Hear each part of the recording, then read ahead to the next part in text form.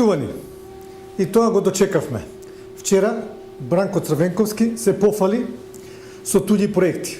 Се прашуваме што уште нечесно не направил во политиката и ете тој веднаш ни одговори. Вчера СДСМ објави дека тие го изградиле автопатот Скопје-Тетово. Прво, не знаеме дали тоа е некоја шега и како да одговориме на тоа, но подоцна видовме дека тие се мртви сериозни и дека навистина сака да не убедат во тоа. До кое дереđe дојдоа? Кога се дрзна ова да го направат. Самите тие си знаат. Не им е лесно и на нив да правдаат неуспешна политичка кариера на нивниот лидер, кој за жал нема ниту еден проект зад себе, па сега сакаат да не убедат дека тој правел проекти за кои сите ние знаеме и се сеќаваме дека тој не ги направил. Колку само не подценуваат, колку само го подценуваат сопствениот народ. И тоа само заради тоа што немаат одговор на прашањето каде одеа парите претходно. Прашање кое ги затече и изненади и на кое немаат никаков одговор. Почитувани, предизвикани од дрскоста на СДСМ и со жалење што не вовлекуваат во ваква дискусија во која се е јасно, должни сме да повториме нешто на што сите вие се сеќавате затоа што не се случило пред 100 години, туку само пред 10 години. Автопатот од Скопје до Тетово е почнат со градба 1998 година и комплетно е завршен 2002 година.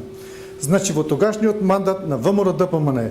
Тогаш СДСМ не беше на власт. Тогаш јас бев пратеник. На оваа слика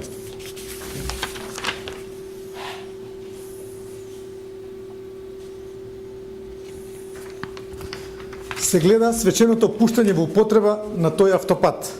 На оваа слика се гледа тогашниот потпредседател на владата Џевдет Насуфи како ја сече црвената лента. На оваа слика го нема господинот Бранко Црвенковски. Погледнете дали некој од луѓето на таа слика ви личи на него. Нема да најдете. Како што го нема господинот Црвенковски на ниедна фотографија поврзана со овој автопат во ниеден дел од неговата изградба.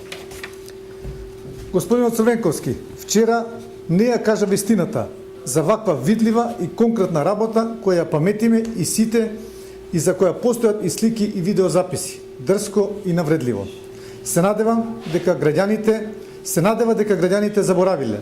Замислете пак кога се обидува да лаже за нешто вакво на кое сите се сеќаваме, колку тогаш лесно лаже за работи кои не се толку видливи и за информации кои не се лесно достапни до јавноста. Класично блефирање.